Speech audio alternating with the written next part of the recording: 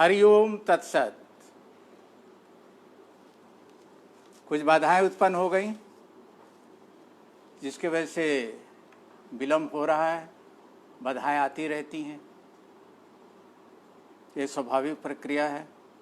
फिर भी आप आ गए हैं, आप सभी का स्वागत है। नवयोग ग्राम की ओर से इंटरनेशनल कॉन्फ्रेंस का आयोजन है और मैं गौरवान्वित अनुभव कर रहा हूँ, सम्मानित अनुभव कर रहा हूँ कि मुझे भी इसमें भाग लेना है, सम्मिलित होना है और मैं उपस्थित हूँ इस प्लेटफॉर्म पर। विगत कई वर्षों से ये संस्थान काफ़ी सक्रिय है और योग और प्राकृतिक चिकित्सा के क्षेत्र में अद्वितीय काम कर रही है और इसका श्रेय इस संस्था के डायरेक्टर नवदीप जोशी जी को जाता है, ऑर्गेनाइजिंग सेक्रेटरी विक्रम सिंह जी को जाता है, जो पिलर हैं, स्तंभ हैं इस संस्था को संचालन करने में। विभिन्न कार्यक्रमों का आयोजन करना एक बहुत कठिन काम है, दुर्लभ काम है, लेकिन इन लोगों ने, जोशी एंड ग्रुप ने जिस काबिलियत के साथ ये कार्य को संपादन करते हैं, संगठन को संचालित करते हैं, वो अपने आप में काबिल तारीफ है, अनुकरणीय है। इसके लिए मैं साधुवाद देता हूँ जोशी जी को और इनके दाहिने हाथ डॉक्टर विक्रम सिंह जी को, ये बधाई के पात्र हैं। और मैं अपने बारे में क्या कहूँ, मैं एक योग साधक हूँ। मेरी योग्यता क्या है ये तो लोग बताएंगे, मैं इसके बारे में ज़्यादा विस्तार में। मैंने अपनी योग की यात्रा 79 स्वामी धीरेन्द्र ब्रह्मचारी जी के आश्रम अपर्णा आश्रम से शुरू किया था, मानतलाई में जो है। उसके पश्चात स्वामी सत्यानंद, तो पूज्य स्वामी सत्यानंद जी सरस्वती परमहंस, जिनसे काफ़ी सीखने को मिला। क्रिया योग, तंत्र योग और योग गुरु दीक्षा भी हमने उन्हीं से प्राप्त की। कालांतर में स्वामी निरंजनानंद जी से कर्म संन्यास में दीक्षित हुए और आज मैं एक कर्म सन्यासी के रूप में हूँ। कर्म जो ग्रस्त होते हुए भी अपने काम में लगा हुआ है, संलग्न है, योग के क्षेत्र में कुछ करने के लिए चेष्टा कर रहा हूँ, वो कर्म सन्यासी को उनकी परिभाषा है। आज का मेरा विषय है मनोकायिक बीमारियों, यानी मनोकायिक बीमारियों के रोकथाम में योग चिकित्सा की भूमिका। ये आप कह सकते हैं कि मनोकायिक बीमारी है क्या और योग के द्वारा ठीक कर सकते हैं, रोकथाम कर सकते हैं। पहले तो हमें समझना पड़ेगा कि मनोकायिक बीमारी क्या है, कितनी प्रकार की होती हैं और योग कहाँ तक इसमें हेल्पफुल है, सहायक है, लाभप्रद है। क्योंकि ज़रूरी नहीं कि हर योग की क्रिया हर बीमारी में कारगर हो, लेकिन मनोकायिक बीमारियों में कारगर है, ऐसा मैंने अपने अनुभव से देखा है। अब अपने विषय पे आते हैं। आज का योग तनाव का योग है, निसंदेह। इसमें कोई कपोल कल्पित बातें नहीं है। तनाव का योग है, चिंता का योग है। और आज का जैसा वातावरण है, कोरोना वायरस के प्रकोप के कारण हर व्यक्ति चिंतित है, असुरक्षित है, परेशान है, भयग्रस्त है। दरअसल ये तनाव की अभिव्यक्ति है। ये जो शब्द हमने लिए, तनाव ही इसका मेन कारण है, मुख्य कारण है। चाहे आप भयभीत हो, असुरक्षित हो, चिंतित, संशय में हो, द्वंद्व में हो, उसके पीछे कारण आपके अंदर निहित तनाव है और ये तनाव आज व्याप्त है। इसलिए आज के युग में तनाव का युग कहा गया है वो पुरानी बातें हो गई हैं। भय का युग है आज, भयग्रस्त हैं हम। जब किसी व्यक्ति विशेष में ये भय, ये तनाव व्याप्त हो जाए तो उसकी तंत्र सिस्टम डिस्टर्ब हो जाती है, खंडित हो जाती है, सुचारू रूप से संचालित नहीं होता, और ख़ास तौर से अंतरस्रावित ग्रंथियां विकृत हो जाती हैं। जो हार्मोन्स का स्रावित होता है समान अवस्था में, उसमें या तो ज़्यादा होने लगता है या कम होने लगती है, और उसके विभिन्न रोग के लक्षण उत्पन्न होने लगते हैं। ये तो तनाव की अवस्था में होता है। और ख़ास तौर से जब तनाव आप होते हैं तो आपकी मनोदैहिक तंत्र में डिस्टर्बेंस आ जाता है। मनोदैहिक तंत्र क्या है? साइकोलॉजिकल एंड फिजिकल दोनों डिस्टर्ब हो जाते हैं। मानसिक रूप से आप परेशान तो होते ही हैं, चिंतित होते हैं, अनिद्रा होता ही, भयग्रस्त होते ही, साथ ही साथ शारीरिक व्याधियां भी उत्पन्न हो जाती हैं। और आज के काल में जो चल रहा है समय, उस समय ये बीमारियां अधिक मात्रा में दिखने को मिल रही हैं। जब तनाव में आप जो मनोकायिक बीमारियों का जड़ है, मनोकायिक बीमारियों का एक रूट है, मनोकायिक बीमारियों का एक आधारशिला है तनाव। जब तनाव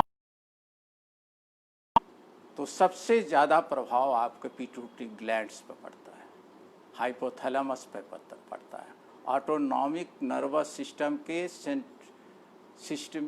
सिंपैथेटिक नर्वस सिस्टम प्रभावित होती है, एड्रेनल ग्लैंड्स प्रभावित होती है, और इसके कारण व्यक्ति सुचारू रूप से स्वस्थ नहीं रह सकता है, सामान्य नहीं रह सकता है, विभिन्न बीमारियों से ग्रस्त हो जाता है। और बीमारी का नाम है मनोकायिक बीमारी। जब आप तनाव में आप होते हैं तो सिंपैथेटिक नर्वस सिस्टम इतनी ज़्यादा सक्रिय, एक विशेष तरह के द्रव निकलने लगते हैं, जिसके कारण वो भी ज़रूरी है, सिंपैथेटिक नर्वस सिस्टम होना भी ज़रूरी है। यदि यहाँ आग लग जाए एकाएक तो हम सब कूद जाएंगे, उसी के कारण होता है। लेकिन ये उत्तेजना, ये तेजी यदि हर समय बना रहे तनाव के कारण तो घातक है।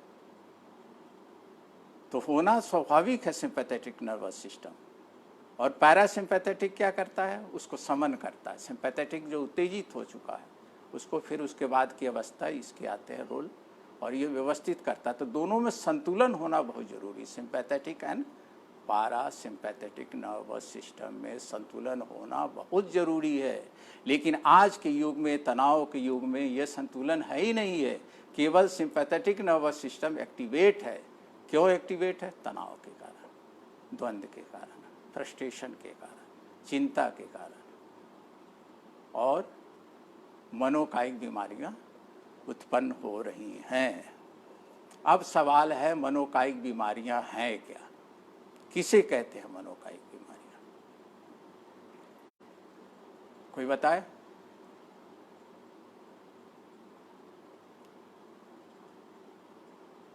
दो वर्ड है इसमें, दो शब्द मिला हुआ, साइकोसोमेटिक, मनोकायिक। साइको मीन्स मन और सोमेटिक मीन्स शरीर, यानी कि मन के लक्षण, मन के तनाव, द्वंद्व है, उसका प्रगटीकरण शरीर में उत्पन्न होने लगे। यानी कि मन के दर्द, मन के द्वंद्व, मन की चिंता, मन का फ्रस्ट्रेशन अभिव्यक्त होने लगे शरीर में, तो वह रोग बनता है मनोकायिक। यदि किसी व्यक्ति विशेष घुटन की जिंदगी जी रहा है, तनाव की जिंदगी जी रहा है और लंबे समय तक जी रहा है, कोई भी व्यक्ति, हो सकता है कि उसको स्किन प्रॉब्लम हो जाए, चर्म रोग हो जाए, हो सकता है कि उसको कॉन्स्टिपेशन हो जाए, हो सकता है कमर दर्द हो सकता है पेप्टिक अल्सर हो सकता है रक्तचाप हो जाए, उच्च रक्तचाप हो सकता है कि उसको कैंसर भी हो जाए, यदि तनाव में वो जिंदगी जी रहा है। तो तनाव की अभिव्यक्ति मन की अभिव्यक्ति शरीर में परिलक्षित होने लगे तो उसे साइकोसोमेटिक डिजीज कहते हैं। शरीर में दिखाई देने लगे, कोई घाव हो गया हो शरीर के अंदर, किसी भी भाग में घाव हो गया और ठीक नहीं हो रहा है, तो आपको ये भी देखना है कि ऐसा तो नहीं है, इसके पीछे कुछ चिंता है, फ्रस्ट्रेशन है, द्वंद्व है। तो कहने का तात्पर्य है कि व्यक्ति के साइकोलॉजी का भी अध्ययन करना नितांत आवश्यकता है। शरीर के साथ साथ मन का भी टटोलने की ज़रूरत है। मन में जो उनके द्वंद्व है उसको भी जानने की चेष्टा करनी है, अन्यथा आप बीमारी ठीक नहीं कर सकते हैं। और आजकल यही हो रहा है, डॉक्टर पर डॉक्टर, रोगी बदलता रहता है, एक डॉक्टर से दूसरी डॉक्टर, इस तरह के चलते रहते, वो ठीक नहीं होता है, क्योंकि उसका मुख्य कारण को ध्यान में नहीं रखा जाता। तो मनोकायिक बीमारी वो बीमारी जो अंदर के द्वंद्व, मन के दबाव, मन के तनाव शरीर में परिलक्षित होने लगे। मेरी बात को आप समझ रहे होंगे, ना समझ रहे हो तो पूछिए। शरीर में दिखाई देने लगे, शरीर में परिलक्षित होने, कैसे, जैसे अब समझ जाएंगे आप, जैसे हृदय रोग। कोई जरूरी नहीं कि अभी सभी हृदय रोग मनोकायिक हों, कुछ हृदय रोग, रक्तचाप, उच्च रक्तचाप, pure high psychosomatic problems, psychosomatic disorder भी आज हो सकता है। तनाव के, थायराइड की समस्या उत्पन्न हो, कॉन्स्टिपेशन, कब्ज, कमर दर्द, पीठ दर्द, गर्दन का दर्द, जोड़ों में दर्द, ये सब हो सकते हैं। स्किन प्रॉब्लम, चकत्ते निकलना, एक्जिमा हो जाना, ये सभी हो सकते हैं। तो साइकोसोमेटिक प्रॉब्लम का कारण आपने जाना तनाव। साइकोसोमेटिक प्रॉब्लम, डिसऑर्डर, प्रॉब्लम नहीं कहेंगे, डिसऑर्डर कहेंगे।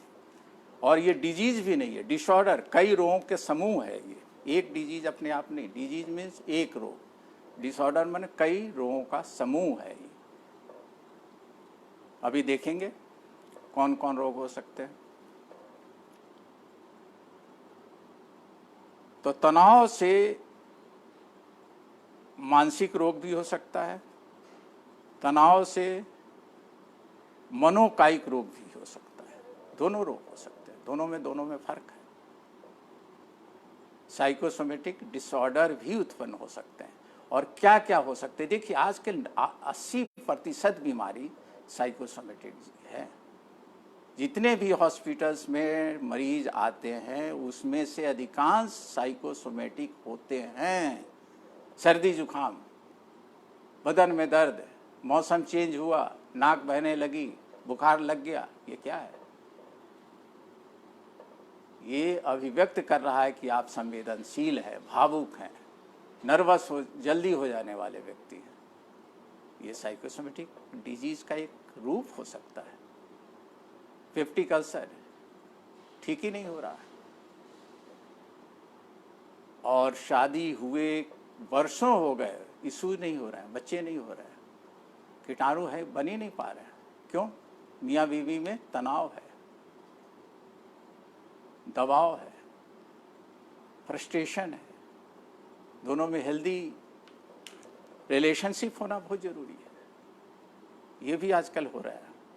Sexual problems, psychological impotency, lack of libido, इच्छा का होना ही नहीं, समाप्त हो जाना, ये क्या है? साइकोसोमेटिक डिजीज है।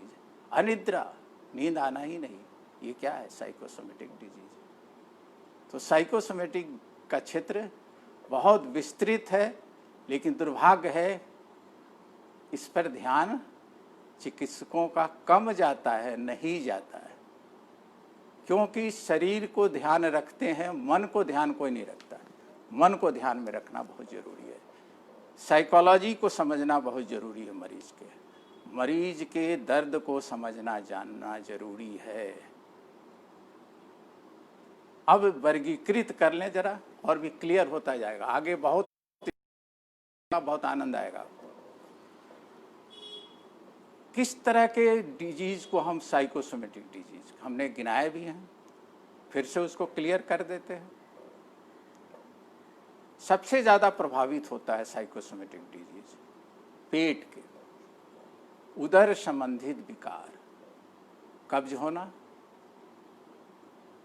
अपचन रहना, खाना पड़ा रहना और ऐसा लगना, कॉन्स्टिपेशन, क्रॉनिक कॉन्स्टिपेशन, दर्द भी हो जाना, कभी पेचिश हो जाना, कभी कब्ज रहना,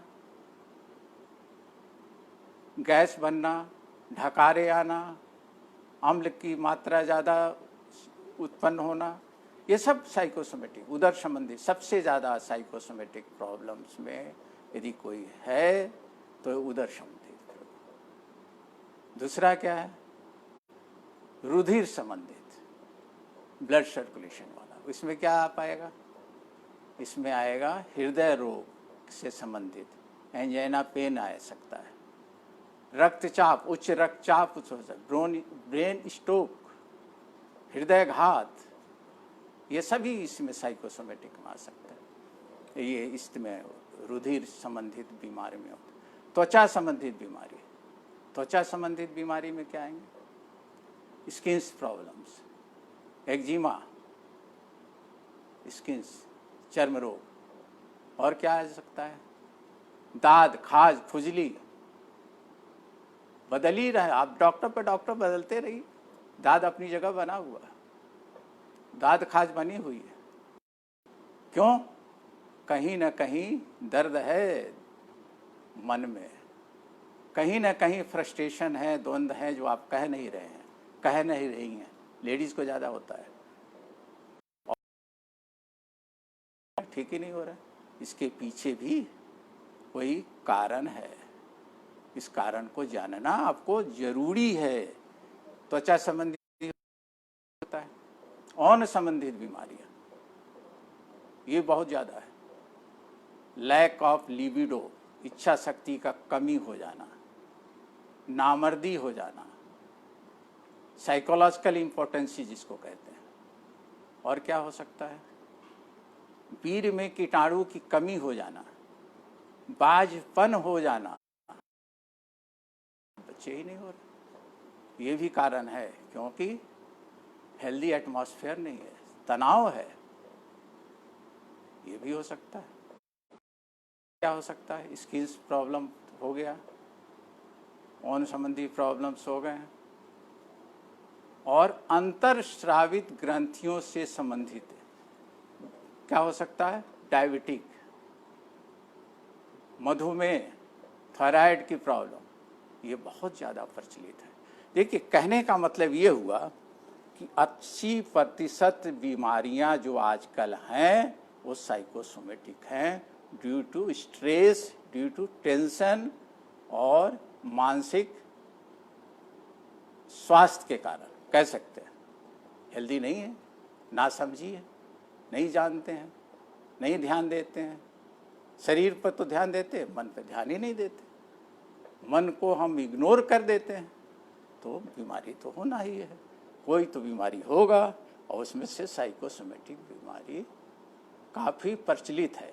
तो आपने देखा तनाव के कारण लंबे समय तक व्याप्त है शरीर में, मन में, तो शरीर मन के तनाव की अभिव्यक्ति शरीर में होने लगती है। इसको साइकोसोमेटिक डिजीज, मनोकायिक बीमारी कहते हैं। इसके वर्गीकृत भी आपने देखा क्या क्या हो सकते हैं।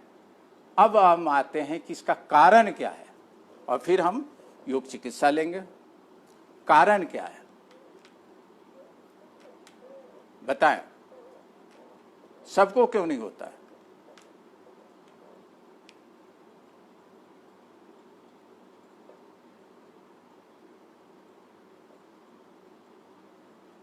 सबको क्यों नहीं होता है? ये सबको हो जाना चाहिए ना, एक तरफ से होता तो है, ज़्यादा तो लोगों को होता है।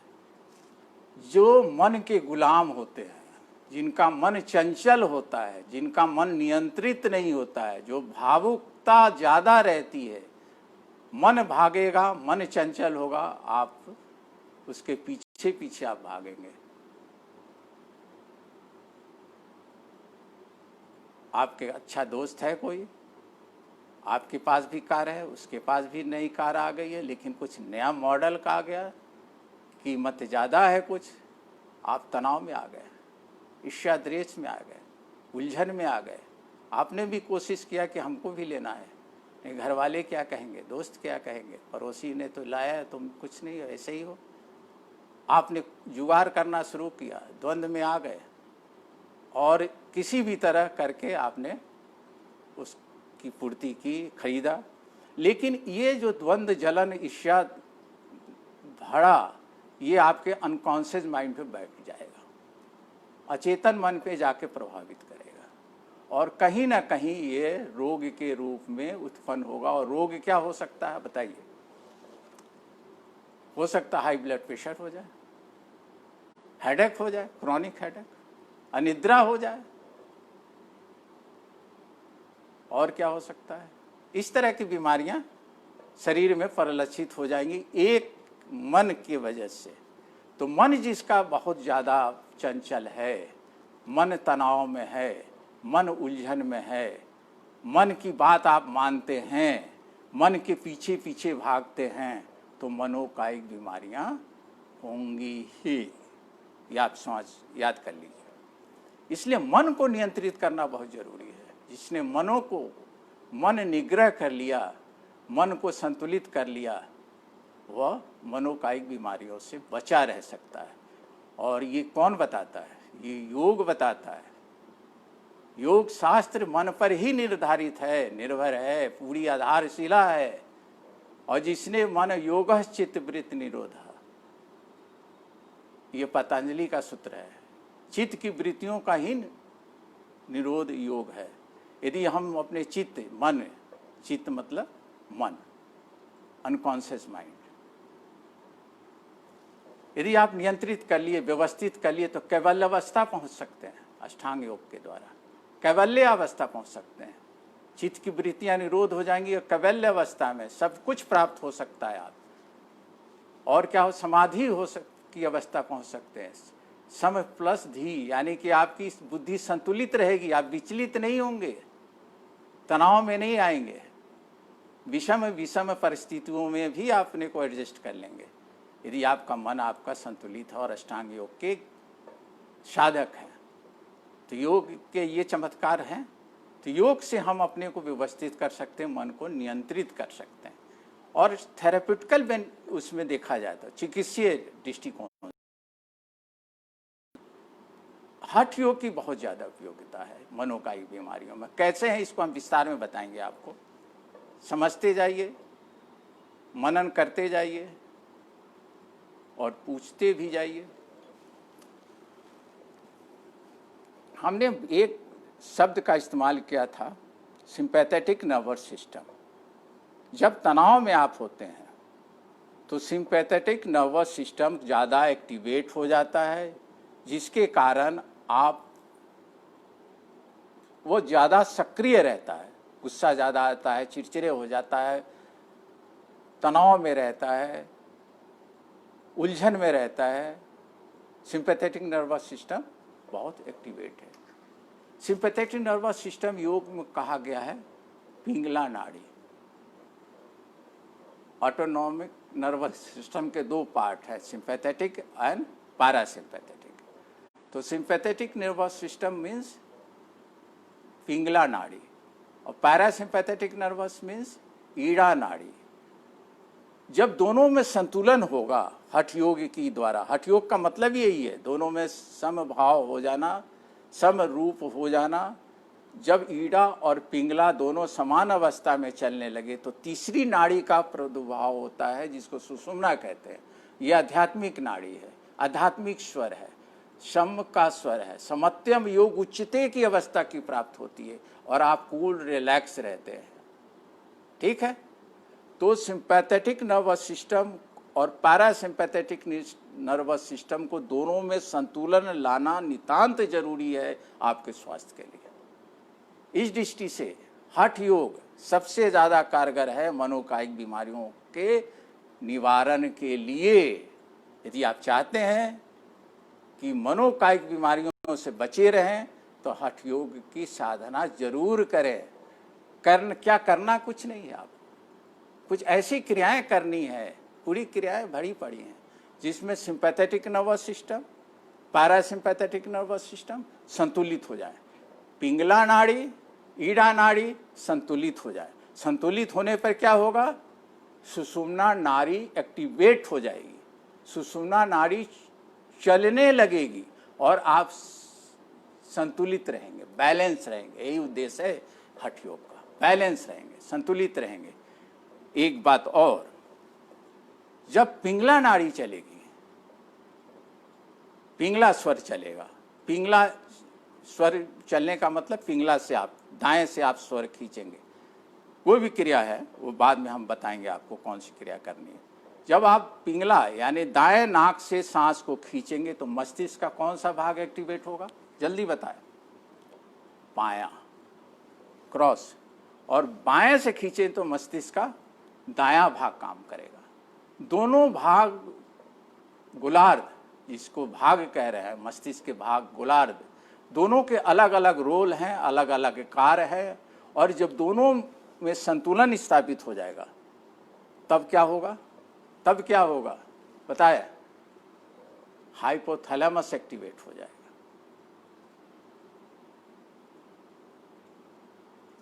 जो हर अंतरस्रावित ग्रंथियों का नियंत्रक है, कंट्रोल करता है, व्यवस्थित करता है, और आप क्या होंगे, स्वस्थ होंगे, संतुलित रहेंगे, न तनाव में जाएंगे और न कोई शारीरिक व्याधियों से ग्रसित हो जाएंगे, और मनोकायिक बीमारियों को आप निवारण में सहायक होगा ये दोनों। तो दोनों को संतुलन करना नितांत आवश्यक है, जरूरी है।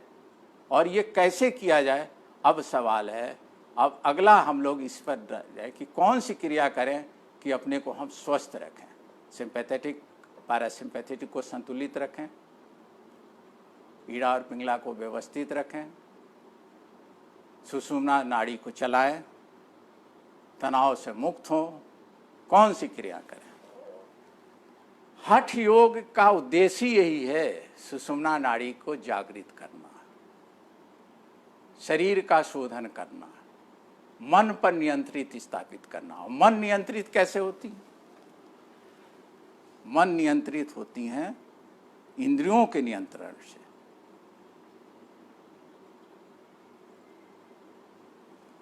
इंद्रियां नियंत्रित होंगी, सब एक दूसरे से आधारित हैं। कभी कभी ऐसा होता है इंद्रियां बहुत भाग रही हैं तो मन भी उससे भागने लगता है, लेकिन मन आपको नियंत्रित है तो इंद्रियां आपको कंट्रोल में रहेंगी। ये बहुत जरूरी है। तो मन को नियंत्रित करने के लिए आपको प्राणायाम करना होगा। प्राणायाम एक ऐसी विधि है जो कि मन को नियंत्रित करती है। आसन से शरीर स्वस्थ होता है, अंतरस्रावित ग्रंथियां सही ढंग से काम करती हैं, और प्राणायाम से मन नियंत्रित होती हैं, मन व्यवस्थित होती हैं, मन संतुलित होती हैं, मस्तिष्क के विकार, मस्तिष्क के रोग दूर होते हैं। इसलिए प्राणायाम की नितांत जरूरत है। ठीक, अब सवाल ये है कि हम क्या करें। देखिए, षटकर्म की कई विधियां हैं जो मन को नियंत्रित करती हैं, उसको आप कर सकते हैं। लेकिन सबसे ज़्यादा जो हम अपने मरीज को कराते हैं, मैं एक चिकित्सक हूँ और साइकोसोमेटिक डिसऑर्डर के मरीज कुछ ज़्यादा ही आते हैं, क्योंकि लंबे समय तक इस कार्य में जुटा हुआ हूँ, लंबे समय तक लोग जानते हैं तो आते रहते हैं। तो उसे क्या किया जाए कि तत्काल मन शांत हो जाए, तत्काल ये बीमारी जो कथाकथित मनोकायिक है, साइकोसोमेटिक डिसऑर्डर है, दवाई इसके कोई है नहीं, जो है साइकोथेरेपी है या फिर योग है। तो उसके लिए क्या किया जाए, तो सबसे पहले हम आसन की तरफ आते हैं। वह है शशांक आसन। आप कहेंगे साहब शशांक आसन से कैसे ठीक हो। जब मरीज को आप शशांक आसन में लिटा देते हैं, बैठा देते हैं की अवस्था में कर देते हैं, तो उस समय होता क्या है, दोनों नाक छिद्र खुल जाते हैं। दोनों नाक छिद्रों से मेरा मतलब है दायां नाक और बायां नाक, ब्लॉकेज भी हो तब भी खुल जाएगा फोर्स की वजह से, और समान रूप से सांस प्रश्वास चलने लगेगी। ईड़ा और पिंगला सम अवस्था में चलने लगेगी, अपने आप चलने लगेगी, और मन आपका क्या होगा, शांत होता चला जाएगा। सुषुम्ना नाड़ी एक्टिवेट होती जाएगी, धीरे धीरे नींद आने लगती। इसलिए उस अवस्था के बाद नींद आने लगती है, क्योंकि अल्फा तरंगे स्रावित होती है, सेरोटोनिन की मात्रा बढ़ने लगती है। आप करके देखिए, अभी घर जाएंगे आप या कहीं भी, आप करके देखिए। दोनों हाथ उठाइए, लंबी सांस खींचिए, सर को नीचे जमीन पर लगा दीजिए, और मत्था ये फ्रंटल लोब ये जमीन पर लगना चाहिए। फ्रंटल लोब गजब का चीज है ये भाई। योग में बहुत कुछ है जिसे हम अनजान हैं, जानते नहीं है। और ब्लड सर्कुलेशन वहाँ होना चाहिए, सर्कुलेट होना चाहिए, वहाँ आना चाहिए। और कुछ देर के बाद दोनों स्वर खुलते ही आपको मदहोशी आने लगेगी। मैं बार बार मदहोशी शब्द का इस्तेमाल करता हूँ। मदहोशी से मेरा मतलब है रिलैक्स हो जाते हैं, तनाव मुक्त हो जाते हैं। सेरोटोनिन की वजह से ऐसा होता है।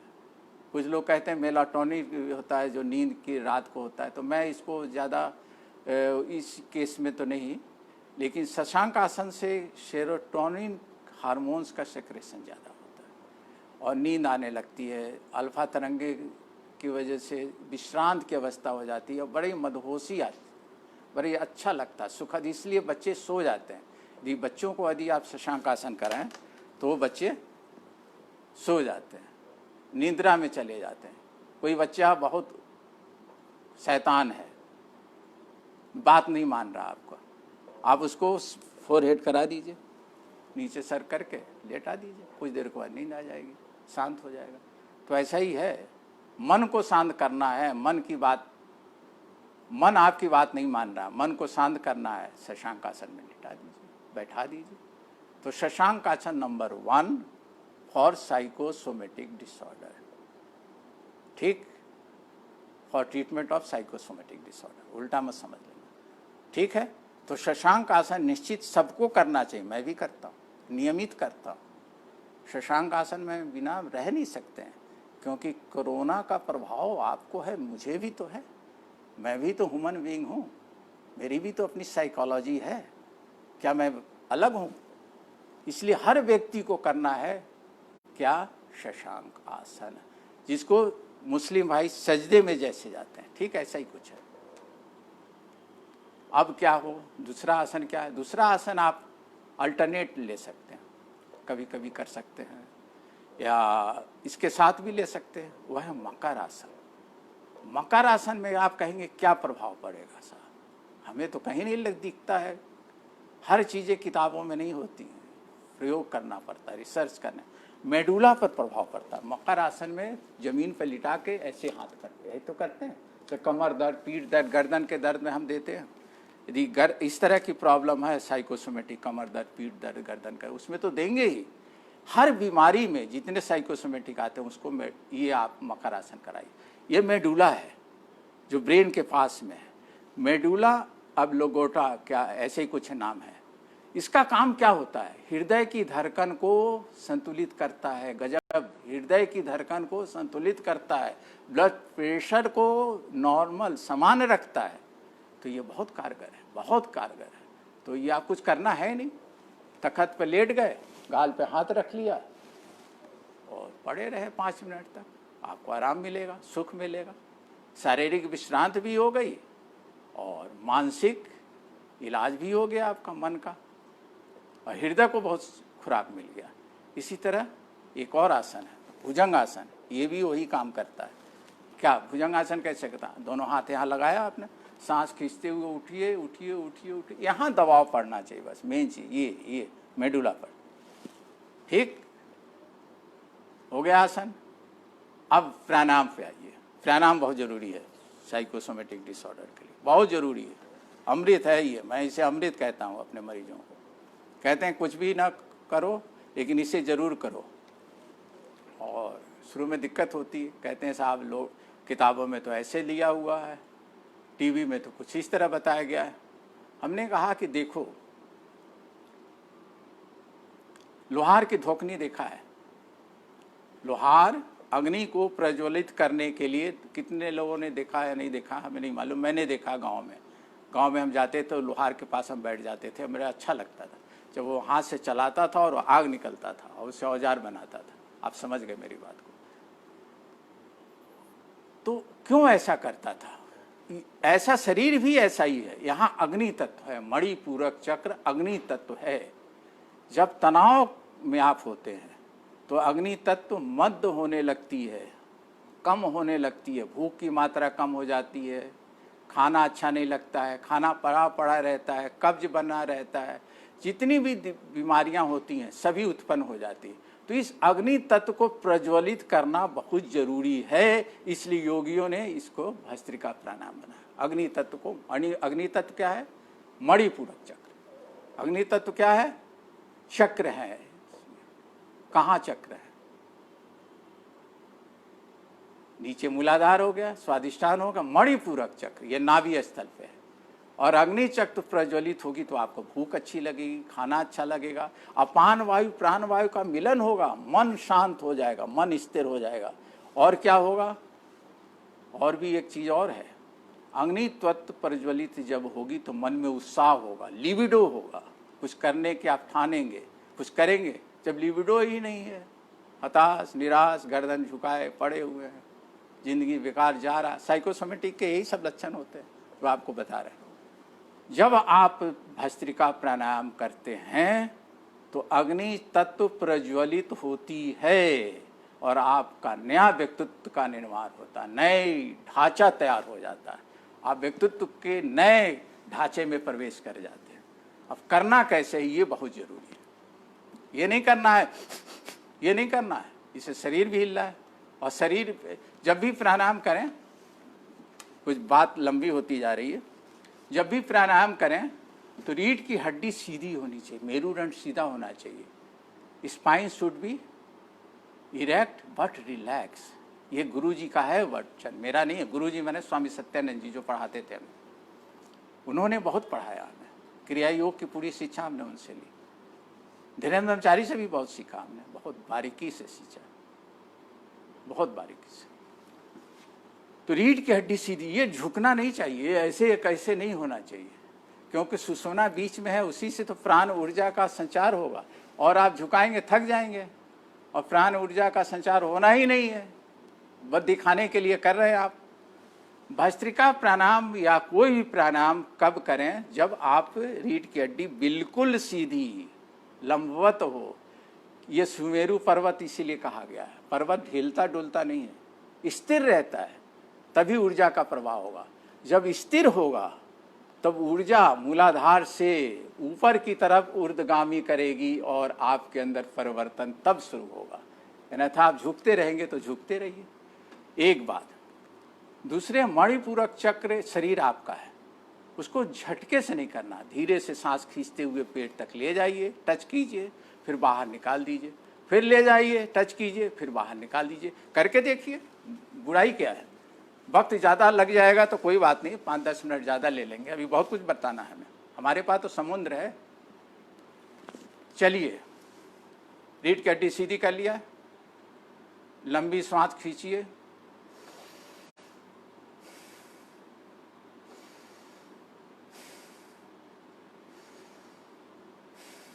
क्या किया हमने? नाक से सांस को खींचते हुए धीरे धीरे धीरे धीरे धीरे धीरे धीरे पेट तक ले गए, मणिपूरक चक्र को उसको स्पर्श कराया, और फिर भी धीरे धीरे धीरे धीरे धीरे बाहर निकाल दिया। एक राउंड हो गया, फिर धीरे धीरे ले गए और फिर बाहर निकाल दिया, 2 राउंड हो गया। कितनी बार करना है? बोलिए बोलिए, आप में से कुछ लोग बोलते रहे तब अच्छा लगता है, क्लास लगता है कि हाँ चल रहा है। कितनी बार करना है? 20-25 बार केवल, ज़्यादा से ज़्यादा 30 बार। घंटों नहीं किया जाता प्राणायाम, संख्या में की जाती है। सांस खींचते हुए ले जाइए, पेट तक ले गए, धीरे धीरे निकाल दिया 1, फिर धीरे धीरे ले गए, धीरे धीरे निकाल दिया 2, फिर धीरे धीरे ले गए, धीरे धीरे निकाल दिया 3। इस तरह करके 20, 25, 30, ज़्यादा से ज़्यादा 30 बार कर लीजिए। इससे होगा क्या? अब सवाल ये है, बहुत से लोग पूछ रहे हैं होगा क्या? वही होगा जो पहले हम बता चुके हैं। जब सांस लंबी खींचा तो कौन सा स्वर चला? दोनों स्वर चलने लगेगा, दायां भी चलेगा बायां भी चलेगा। जब दोनों स्वर चलेगा तो क्या होगा? मस्तिष्क के दोनों गोलार्ध एक्टिवेट होंगे, दोनों गोलार्ध काम करेंगे, दोनों गोलार्ध सक्रिय होंगे, दोनों गोलार्ध के अलग अलग रोल होंगे, दोनों गोलार्ध के अलग अलग कार्य पद्धति है, और आप संतुलित व्यक्तित्व के व्यक्ति के निर्माणता होंगे। आपका व्यक्तित्व संतुलित होगा, परफेक्ट होगा, पूर्ण होगा। और जब दोनों गोलार्ध सही काम करने लगता है तो हाइपोथैलेमस एक्टिवेट हो जाता है। आपको हम पहले बता चुके। और हाइपोथैलेमस एक्टिवेट होने से क्या होता है? तो भस्त्रिका प्राणायाम से बहुत लाभ है। करके तो देखिए, लेकिन सही करके देखिए। अब भस्त्रिकावाद कपालभाति को भी बहुत महत्व दिया गया है और देना भी चाहिए, है भी। कपालभाति करता क्या है? क्या पेट का व्यायाम है? नहीं, मस्तिष्क का व्यायाम है। व्यायाम नहीं है, मस्तिष्क की खुराक है। ये खुराक देता है मस्तिष्क को, संतुलित करता है मस्तिष्क को। हमने पहले ही बताया है, ईड़ा और पिंगला का संतुलन बहुत जरूरी है यदि आप तनाव से आप मुक्त रहना चाहते हैं। ठीक है, इसी के लिए ये सब क्रियाएं हैं, योग की इतनी क्रियाएं। जब आप कपालभाति करते हैं तो ईड़ा और पिंगला दोनों अपने आप संतुलित हो जाती है। और कौन सा स्वर चलने लगता है? क्या चलने लगता है? सुषुम्ना नाड़ी एक्टिवेट हो जाती है, सुषुम्ना चलने लगती है। और सुषुम्ना आध्यात्मिक नाड़ी है, आध्यात्मिक स्वर है। एक बात और बता दें आपको, गुप्त बात है, आपकी कुंडलिनी तभी जगेगी जब सुषुम्ना जागृत होगी, और कोई रास्ता नहीं है। गुरुजी हमारे कहते हैं कि सुषुम्ना जागृत होगी तभी कुंडलिनी जागृत होगी। कुंडलिनी के लाख प्रयास कर लो, लेकिन सुषुम्ना नहीं जागृत है तो कुंडलिनी आगे बढ़ेगी कैसे? इसलिए सुषुम्ना जागृत होती कपालभाति से, संतुलित होती। कैसे करना है? बहुत आराम से, झटके से नहीं करना है। कितनी बार करना है? वही 25 या 30। देखिए,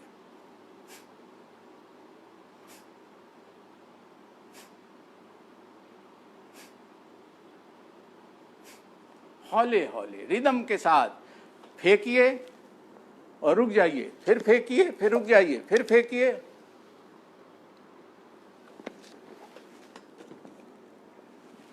फिर रुक जाइए, फेंकिए, रुक जाइए का मतलब क्या हुआ? रोक दीजिए नहीं, सांस लेने का मौका दीजिए। आप सांस लेने का मौका ही नहीं देंगे, सांस कब लेंगे? आप कहेंगे सांस अपने आप आ जाएगी, तो फिर हार्ट को काम नहीं करना पड़ेगा। हार्ट आपका नौकर नहीं है, ये आप उसके नौकर हो सकते हैं। हार्ट आपका बहुत बड़ा सेवक है, उसको अच्छे ढंग से रखिए। उससे अधिक ज़्यादा दबाव मत दीजिए, तनाव मत दीजिए। हौले हौले हौले बहुत आराम से कीजिए। देखिए,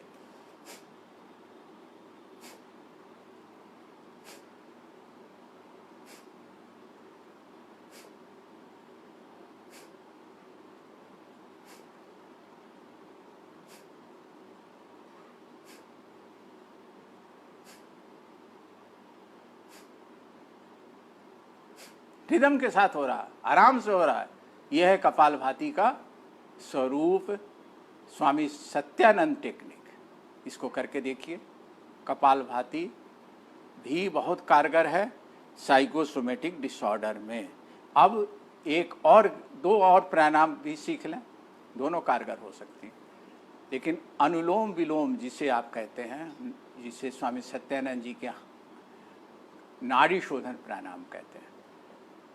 क्या करते हैं? बाएं से खींचा, दाएं निकाल दिया, दाएं से खींचा, बाएं निकाल दिया, फिर बाएं से खींचा, दाएं निकाल दिया, दाएं से खींचा, बाएं निकाल दिया।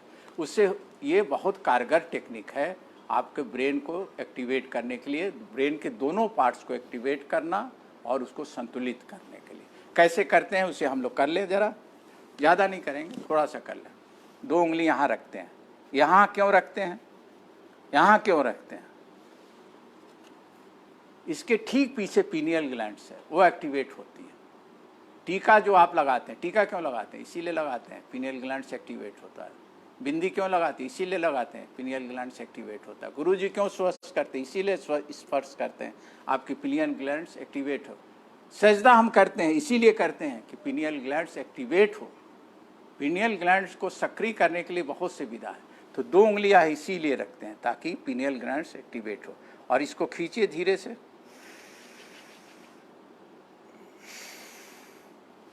बाएं से खींचा दाएं निकाला, दाएं से खींचा बाएं निकाला, बाएं, इस तरह अल्टरनेट करते रहेंगे। खींचा और निकाला 1 मानिए, खींचा और निकाला 2 मानिए, इस तरह इसको भी कितनी बार करें? 30 बार कर लें।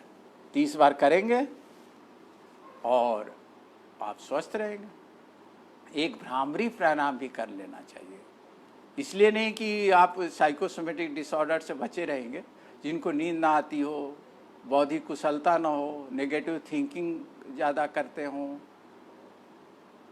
वो सक्रिय नहीं है। सक्रिय means libido, lack of libido है। लिबिडो शब्द एक साइकोलॉजिकल टर्म है, फ्राइडियन टर्म है। उत्साह, उमंग, आगे बढ़ना, हर चीज़ में लिबिडो होना बहुत जरूरी है। खैर इस पर तो विशेष चर्चा अगली बार होगी। तो कह रहे थे कि इसको भ्रामरी भी करना चाहिए। भ्रामरी में करना क्या है? ये अंगूठे के बगल वाले उंगली को रखिए, ये अच्छी तरह से नाखून काट लीजिए, ये कर लिया और लंबी श्वास खींचिए।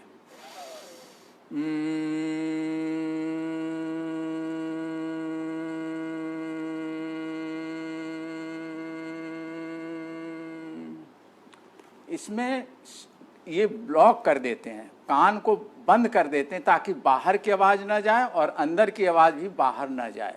कमरे में मान लीजिए आपका कमरा है 10 बाई 10 और आप खिड़की बंद कर दीजिए, दरवाजे बंद कर दीजिए, 2 जोर से उसमें चिल्लाइए, तो क्या होगा? गुंजन होगा, वाइब्रेट होगा कि नहीं, स्पंदन होगा कि नहीं? ठीक वही काम करना है इसमें, गुंजन करना है। किस चीज़ को? ओम का गुंजन नहीं करना है, गुंजन करना, भौड़े की गुंजन करनी। और ध्यान कहाँ होगा आपका? मस्तिष्क के मध्य में, मिडल ऑफ ब्रेन, मस्तिष्क के बीच भाग में। और ऐसा लगेगा गूंज रहा है, वाइब्रेट कर रहा है। और जैसे जैसे आप परिपक्व होते जाएंगे, गूंजन की मात्रा बढ़ती जाएगी, वाइब्रेशन बढ़ता जाएगा और आप मदहोश हो जाएंगे। फिर हमने मदहोश शब्द का इस्तेमाल किया। रिलैक्स हो जाएंगे, तनाव मुक्त हो जाएंगे, विश्रांत की अवस्था में पहुंच जाएंगे। और विश्रांत की अवस्था में ही ईश्वर की प्राप्ति होती है और बीमारियां दूर होती। बीमारियां तो दूर होंगी ही, ईश्वर से भी आपका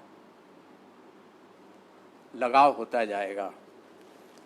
अब लास्ट में योग निद्रा जरूर करेंगे। योग निद्रा क्या है? साइकोसोमेटिक डिसऑर्डर में योग निद्रा अनिवार्य है, अनिवार्य है। 2 बार हमने इस्तेमाल किया शब्द को, नोट कर लीजिएगा, अनिवार्य है। आपका मन है 3 परत है। चेतन मन है, कॉन्शियस माइंड, अवचेतन मन है, सब कॉन्शियस माइंड, एक है अनकॉन्शियस माइंड। इसमें संस्कार दबे पड़े हैं वर्षों के। आपकी डिजायर्स हुई कि हमें IAS बनना है, अच्छी पोजीशन लाना, आप नहीं ला पाए, लेकिन ये फ्रस्ट्रेशन आपके अनकॉन्शियस लेवल पे बैठ गई और ये आपको पर्सनालिटी को प्रभावित कर रही है और कोई ना कोई बीमारी के रूप में प्रकट हो रही है। वो बीमारी हो सकता है साइकोसोमेटिक डिसऑर्डर हो। इसलिए योग निद्रा के द्वारा आपके अचेतन मन में जो ग्रंथियां बढ़ी है, दबी है, उसको बाहर कर देती है और आप मुक्त हो जाते हैं। पर्सनालिटी, जो ग्रंथियां आपके अंदर दबी हैं, उससे आप मुक्त हो जाते हैं और आप इस तरह कथाकथित साइकोसोमेटिक डिसऑर्डर से मुक्त हो जाते हैं। आपने बहुत ध्यान से सुना, इसके लिए बहुत बहुत धन्यवाद। और सबसे ज़्यादा धन्यवाद तो हमें डॉक्टर नवदीप जोशी जी को देना चाहिए। नवदीप जोशी, नाम कितना सुंदर है। जहाँ भी रहते हैं दीप जलाते रहते हैं, ज्योति जलाते रहते हैं। अपनी प्रज्ञा की, अपने ज्ञान की, अपनी प्रतिभा की ज्योति सदैव हर जगह इनको प्रज्वलित होता रहता है। ये इनकी खूबी है, ये इनकी विशेषता है। और इस विशेषता के पीछे इनका कारण है कि इनके टीम वर्क है। इनके टीम में अच्छे अच्छे लोग हैं, विक्रम सिंह जैसे लोग, और भी लोग हैं जिनको नाम हमें ज्ञात नहीं है, लेकिन मुझे कुछ न कुछ ज्ञात तो होता ही रहता है टेलीपैथी के द्वारा। इन्हीं शब्दों के साथ मैं धन्यवाद देता हूँ ऑर्गेनाइजर को, जिन्होंने इतना सुंदर आयोजन किए। आपको धन्यवाद देता हूं कि आपने बड़ी लगन के साथ, निष्ठा के साथ, श्रद्धा के साथ, विश्वास भी, विश्वास नहीं तो आप करेंगे नहीं, इसलिए विश्वास के साथ भी आपने सुना, समझा। हरि ओम तत्सत।